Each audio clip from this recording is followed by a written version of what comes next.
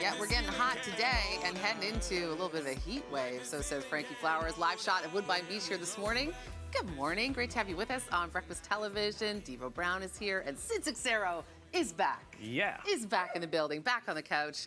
And we're going to get into a little something right now that might feel a little nitty-gritty and a little neighborhoody, but it really does have implications across the city of how the city grows in terms of businesses and businesses within potential residential areas. You know, cities like, I don't know, Brooklyn, Montreal, they do this kind of thing. The bodega on the corner store, very community-minded. So here's what's happening at a place called the Finch Store. It's a local corner store, and it is at risk of shutting down over the selling of a cup of coffee. So sales haven't been great in the shop. I mean, you know, join the club. It's sort of what's going on in the city, unfortunately, right now. So they started to sell coffee to make a little bit of extra money. But according to the store owners, their license says they can sell refreshments. The owner says she was told she was allowed to sell coffee. I mean, a coffee would fall under that sort of refreshment category. I think we'd all agree with that.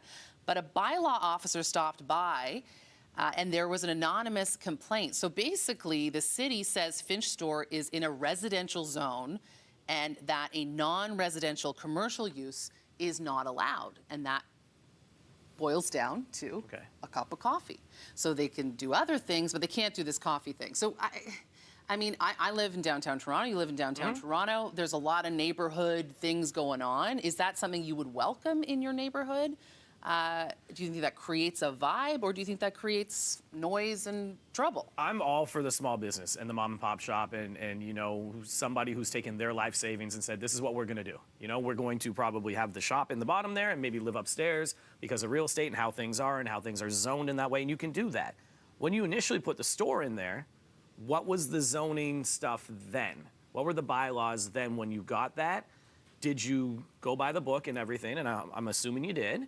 Then this should not be an issue to me. And I would, if I'm a coffee drinker or whatever, I would welcome that. I don't have to go so far. I can just walk down the street, say on a Saturday morning or a Sunday morning, and grab a coffee at my local spot, supporting a local small business. Now, if it is against the zoning bylaw, which they're saying it is, then you gotta go by the book, unfortunately.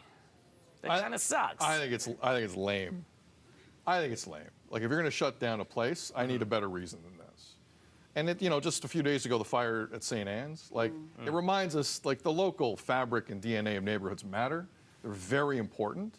And look, some places have to be shut down. Okay, it's just some places are overtly breaking bylaws, and you have to send a message. I completely understand that.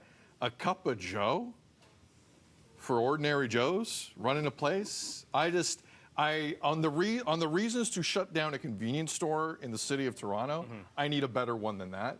That's weak sauce. But the bylaw officer said that there was a complaint. Yeah, correct? There was an anonymous complaint. I mean, in this specific situation, there are these kinds of stores, though, throughout the city, and I'm sure they're all kind of dealing with these ramifications. And I guess it does get brought to an attention when there is some sort of complaint. Yeah. I don't know what that complaint was. I don't know if it was like, I need oat milk. Like, I don't know what the complaint was about it. We can have a completely separate discussion on the anonymous complaint. Well, that's it too. Yeah. We really need to talk about that. Yeah, is that a salty other business Put your owner? damn name on it. Yeah. You want to be mad? Be mad. Put your name on it. Yeah, their name is on the store. So yes. If I walk into an establishment and yell, people are going to know it's me.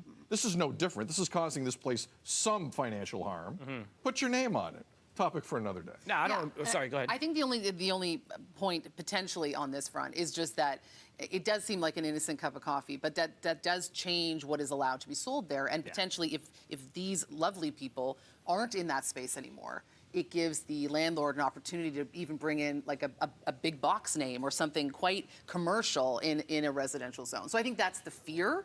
I don't think probably the anonymous complaint had anything to do with that. It seems more specific there, more personal. But I think generally in the city, we need to decide, like, are we a walkable city that has this type of thing available within neighborhoods, or are we trying to keep people to the big, high traffic streets? Yes. And I think that's the big question. Box coffee shops. The big box coffee shops. What are we supporting here? Yeah. Well, yeah. Love me some Timmy's. All right, we're going to take a break. We'll get updates on that as we go, because that's an interesting one. Also coming up here on BT, it's the perfect time of year to enjoy a nice glass of rosé. We have a wine expert here to show us the best pairings for your summer picnic parties. 7:28, you're watching BT. Trying to see if I'm in that B-roll. Want pizza?